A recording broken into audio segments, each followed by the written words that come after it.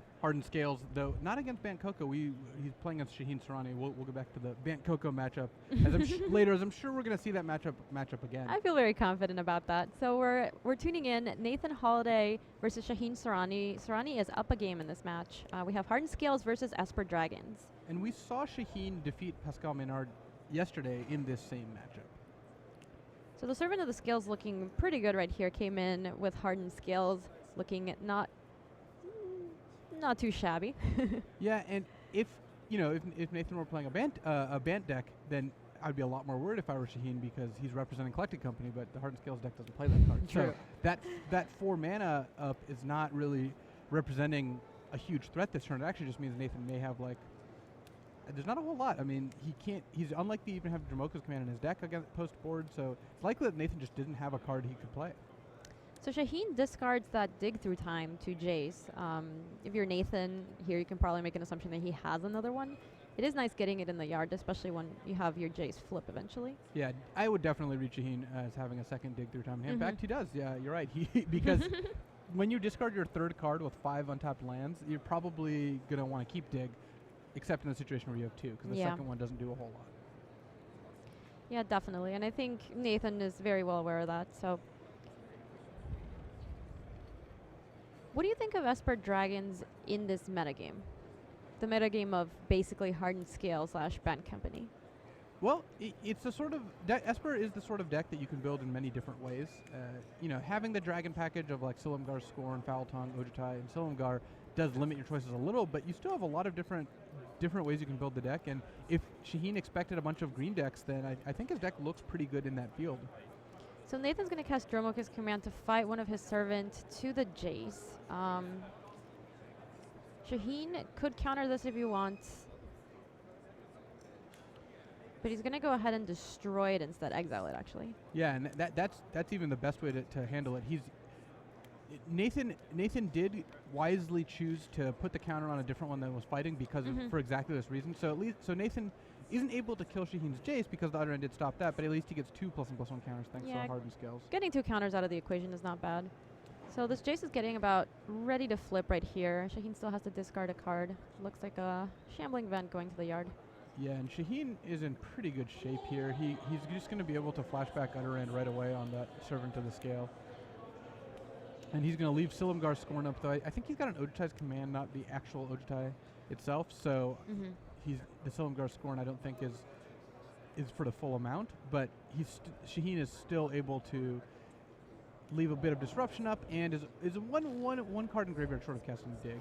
He's not going to be able to live the full dream, but he's still killed both of Nathan's creatures and has a Jason play. And Nathan has no threats, and Nathan's just passing the turn back. This can't feel great for him. Yeah, do you think this is how Esper Dragons kind of wants to handle this match, of just making sure that the board stays for the most part pretty clear? Esper has a lot of good cards when you're with a clear board or not too far behind, like Ojutai's Command, Dig Through Time, all these really powerful cards. When you get behind, things get a little tougher because Crux of Fate is the only sweeper. But Shaheen has so much spot removal like Grasp of Darkness and Utter End and Foul Tongue that he's able to keep Hardened Scales from having too many threats. And even though Hardened Scales is an aggressive deck for sure, it's not the kind of deck that really ends up with 5 creatures in play after 3 or 4 turns. Because it's spending time playing Hardened Scales. It's got cards like Mana Gorger, Hydra, or Abzan Falconer that they're not super mana efficient overall, so this isn't like an Atarka red deck. So Shaheen was able to find a Dragonlord Ojutai on another land from that dig. I think it was just Ojutai on all lands, actually. Yeah, and I think that Shaheen's happy enough with the Ojutai because of Silumgar's Scorn. It now makes it into a hard counter. So Nis is a play for Nathan. It's going to meet that Scorn.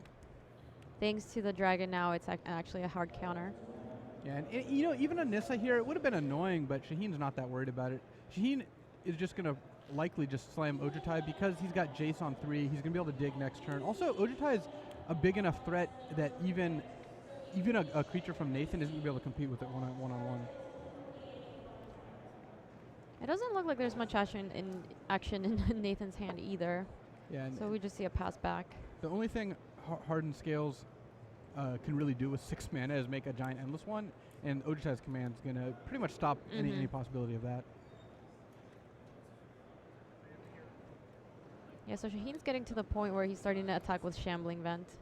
Ooh, Valorous Stance. Very nice.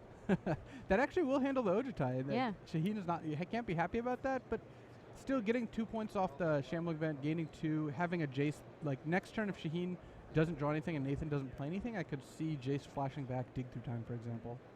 Yeah, and another Shambling Vent is a land for Soorani, so at some point he could also get into a section of the game where he's just attacking with those lands if he manages to keep the board clear.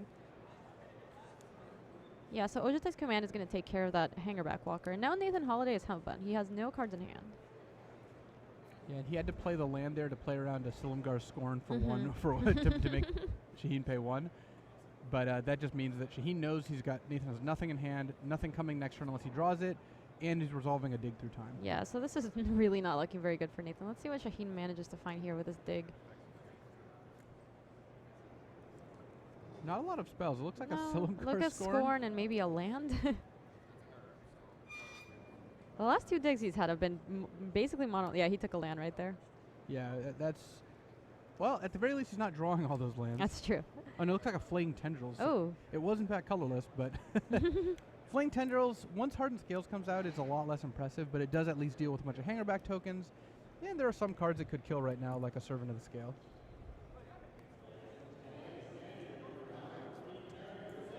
Nathan's had enough. He has no cards in hand. He's just like, Shaheen has 4 cards in hand. So I think that's a reasonable concession from Nathan. I know a lot of people don't like to concede unless the game's actually over, but I think it was effectively over there. I mean, at a certain percentage, you just take a look and what percent are you to win at that point, even if you try to stack your deck, and it's just not likely that's going to happen. Yeah, and I've always said that you have to worry about your your life equity, as in playing another 20 minutes of a match where you can't win. Maybe not the most pleasant way to spend the last round. I mean, Nathan's 10-2 now, which is still a great record. He can take these like 15-20 minutes to kind of get back in the zone, get ready to play this next round. Yeah, absolutely. The other nice thing about and something you might consider when you're in the middle of this tournament at about this point of the day is you get to go get lunch. And you should be taking care of yourself when you're at a Magic tournament, making sure you stay hydrated and eat. So, do you mean first lunch or second lunch? What about third lunch? And Shaheen advances to 11-1, so doing quite well with his Esper deck. Otherwise known as for Shaheen, the deck he's always going to play. But yeah, it seems like it's a good choice. At least has served him well so far. And again, it's such a customizable deck that figuring out how to build it is crucial.